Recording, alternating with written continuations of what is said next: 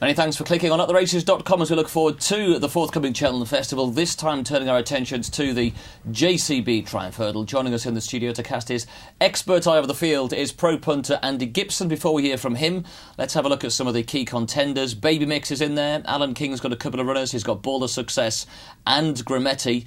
Willie Mullins relying on Daroon, also Hollow-Tree, the Grade 1 winner for Don McCain, and Paul Nicholls with Pearl Swan. Prices then for the JCB Triumph Hurdle with Ladbrokes, 5-1 the field here. That brings in the favourite Grametti, 6-1 for Baby Mix, 7-1 for Saddler's Risk and Pearl Swan, 8-1 for Baller Success. It's 10-1 and bigger the remainder. One man with the key to this race is Alan King. He's got both Grametti and Baller Success. Alan, in some ways, Grametti should be unbeaten in 4 starts, shouldn't he, really? Yeah, I mean, Newbury was unfortunate, cantering along in front and sort of stumbled at the second last and came down. And it rather, I'd never considered going to Cheltenham with him at the end of January, but I thought, God, we need another run. So we went there just sort of 9 days later, and he was just touched off. But we got the race in the steward room. But he's improved again since, and I was through with him at Kempton the other day. I mean, it was just a lovely exercise counter, really. Yeah. And I can assure you, if Chock had shook him up and given him a crack, he'd have taken off. But he's a horse, he'll only do as much as he has to. Very straightforward to deal with, and he ticks a lot of the right boxes. But you identified him as your Triumph horse a long time ago, didn't you? Well, he looked very good when we first got him, and then he was impressive at Taunton against the older horses. And the seconds come out and bolted up since as well. So yeah, I mean, he's as I say, he ticks a lot of the right boxes. He's got size and scope. He's got the most wonderful attitude. Touchwood, he enjoys his jumping. Would you respect Pearl Swan again? Most definitely, because I think Paul thinks he can improve him as well. Yeah. And we'll see. I mean, good ground, I think, would suit this horse ideally. I mean, he'll go on the soft, but he might not be quite as effective on it. Baller Success, he's obviously got an entry in the Supreme Novices, but ideally you'd be going for the Triumph with Grametti with him. I think that's the plan. Yeah, I spoke to the owners again the other day, and he'd be pretty certain that he'll run in the Triumph. Yeah, ground an issue for him. I mean, all his form's been on with plenty of cut on the ground. Yes, but he's a very good action horse, and there's no reason to suspect he won't go on it. And he's not a great big heavy horse by any means. So obviously, if we got a wet running through up to Cheltenham, you'd be very confident about him. But I don't think he'll mind the ground. Well, Grametti, favourite for the race and 1 of 2 in the contest for Alan King. He's gone on to prove himself at a higher level, but one of his earlier wins this season was at Taunton. He beat Ted Spread this day impressively. Ted Spread's come out and won since. The third horse has won since, and I think he's really answered every call, Grametti, this season. He has, and whether that adds up to 5 or 6-1 for the Triumph, I think, is probably another matter. In that, he's answered every call, but he was pipped on the line by Pearl Swan at Cheltenham. There are not many reasons to think there's going to be a lot between them back at the festival, and I think the Triumph Hurdle, rather like the Supreme Hurdle, is just one of those races where you've got 6 or 7 contenders, all closely matched, generally have beaten each other, and I think it's a race to, from a betting point of view at least, to look beyond the obvious, because I think 5-1 is plenty short enough. Well, he's 5-1, Grametti. Another horse in the race for Alan King is Baller Success. He's unbeaten in 3 starts. He was a winner at Ascot quite recently, but the one concern you may have with Baller Success is he's been on good to soft ground and even had winning form on heavy ground this season, something which he seems unlikely to get at the festival. Far more likely to get it on the first day for the Supreme. I've not heard anything said about the Supreme, but that's where I would go with him. If I was going to go to the festival, I'd go to the Supreme. Far more likely to get good to soft ground on the first day. By the Friday, who knows what the ground's going to be like. 8-1, I would, you wouldn't. I'd be surprised if he ran in the race. Certainly, if the ground is as fast as it could be. OK, well, Chock Thornton with a dilemma of choosing between those two if they do go for the same race. Another horse who goes for the race is trained by the champion trainer Paul Nicholls. That's Pearl Swan. He was a winner on his debut at Taunton. He followed that up by beating Grametti next time up at Cheltenham, and that was a run, Andy, I know you're quite taken with.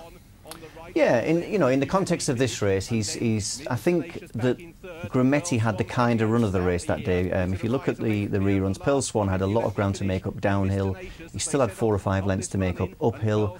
He came to challenge and he had to switch wide, and then Hollow-Tree kind of veered out a little bit, making him go even wider. So he had a few things go against him, and he still got up and won, and he was the most inexperienced of the 2 runners that day. I wouldn't be massively in favour of him over Grametti, but if I had to choose between the two, I would go Pearl Swan personally. I think you would go the other way, wouldn't you? I most certainly would go the other way, but I think I've just been really impressed with Grametti. He is a tough little warrior, and I think that day at Cheltenham, I think given he'd struck on first from Hollow Tree, he may be the harder race, but he was getting £3 from Pearl Swan. The horses that behind that day, we had Hollow Tree was in the mix. He led for much of the race, dropped away to be third in the closing stages. He was a Grade 1 winner before this. This was the future champions novice hurdle at Chepstow over the Christmas period, and he beats here a horse in Countrywide Flame who's a solid yardstick and has gone on to run well in Ireland subsequently. He has, and I mean, first of all, Hollow Tree, clearly you'd expect that he'd prefer softer ground than he's going to get on the Friday. Even on good ground, I could see him, he's a streetwise campaigner, I could see him in the first 5 or 6. I think Countrywide Flame, I don't know if he'll go here or the Fred Winter, but if he goes here, I could see Countrywide Flame at 40 to 1 outrunning his price. I don't particularly see him as the winner, but I think he'll finish in the first few. Yeah, I wouldn't disagree with that. It's certainly a horse with plenty of potential. But also behind that day, in behind Hollow Tree, and well behind that day, I think it was beaten around 30 lengths in the end, was Baby Mix, who'd won at Cheltenham early in the season. He's come back out and won at Kempton quite recently. Tom George has pointed to one or two little problems and things they've done differently at home that accounted for that below par run. But surely for anybody looking at backing a horse for Cheltenham, the fact that his second to last run was at Cheltenham and he blew out completely would be a concern. Absolutely. It has to be a concern. I mean, previously he'd looked outstanding, hadn't he, at beating Hinterland. I think you alluded to his high head carriage before. Clearly, there's a quirkiness about this horse, and time may tell that he's an in-and-out performer. You know, we can only wait and see. Would you want to back him at 6 to 1 on the strength of 2 good runs and 1 disappointment? Probably not. He's a contender amongst 6 or 7 others. Yeah, if the good Baby Mix turned up, he'd be bang there. Absolutely. If the bad one turns up, that's hard to factor in, especially when it's quite a short price. One of the outsiders then goes for the Nick Williams stable, a horse who was very well touted after winning at Newbury early in the season, but he came out and put in this performance last time out at Taunton. He dead heated with If You Let Me Finish, and I think if you'd backed him on the back of that Newbury run, Andy, and you saw this, you'd be slightly concerned as his prep run for Cheltenham. And I think slightly being an understatement. If you've got big odds, you're watching this, you'll be just head in your hands. You know, it's you know, he may come back at Cheltenham and run to a level that he looked like he might achieve from his first run. But again, would you want to be backing him on the strength of that? I think you mentioned he's definitely going for the Triumph rather than the Fred Winter. You know, you'd rather have seen a better performance than that, without a doubt. Yeah, and taking the collateral form as well, the horse that was second that day has been absolutely thumped by Pearl Swan and Grametti as well, so it's got a little bit of ground to make up on the key contenders. Over from Ireland, we've got a couple of runners, one from the Willie Mullins stable and one from the Dermot Weld yard. They clashed at Leopardstown just towards the end of last month. Daroon coming out on top with Hissabad in second place, and Daroon making all to win this day. And I thought this was a good performance given the size and strength of the field. Yeah, it was, and I think it's very interesting because the form in Ireland mirrors the form in England, and they've all beaten each other. You've got this horse Daroon, you've got Hissabad, and you've got Shadowcatcher, and depending on which race you take to be the most important, you could go for any of the 3. I think there's not a lot between those 3. There's not a lot between the top 4 in England. There's 7 horses. All with leading chances. This is a tough race. It is. So we can just tie in a couple of those races we've just seen, actually. We had Countrywide Flame finishing second at Chepstow. He went over to Ireland, actually, quite recently and finished in behind a couple of these. We can see Countrywide Flame boxing on for third. Second was Shadowcatcher, and Hissabad comes on to win this day. And the crucial thing for Hissabad was, I think they've been waiting to give him their final bit of weaponry, and he had blinkers on for the first time. He did, and it was a tactic that worked well on the flat. I think it's debatable whether they worked as well the second and third time on the flat, and I think that would be the question here. If the blinkers work as well again, then to me he would have broadly similar claims to the other 6 or 7, the difference being that he's 14, 16 to 1 and they're 5, 6 to 1. Given they worked so well on the flat on the big day, I think I'd have been quite inclined to leave them until the Triumph itself and stick them on ready for Cheltenham.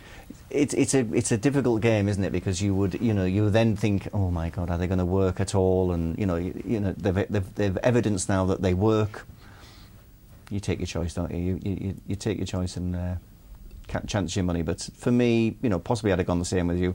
If they work well at Cheltenham again, he'll be fine. He'll be thereabouts. Well, they are the contenders then for the Triumph Hurdle. And Andy, in terms of a betting angle for this race, what are we looking at? I wouldn't have a bet in this race. If I was to recommend a bet, you'd have to go with something at a double figure price in a race where 6 or 7 contenders are there. For me, a selection would be Pearl Swan, but certainly not a bet. OK, so Pearl Swan as a selection. For me, it's Grumetti as a bet and a selection. So the two horses that fought out the finish on Cheltenham Trials Day can fight out the finish once again to the JCB Triumph Hurdle.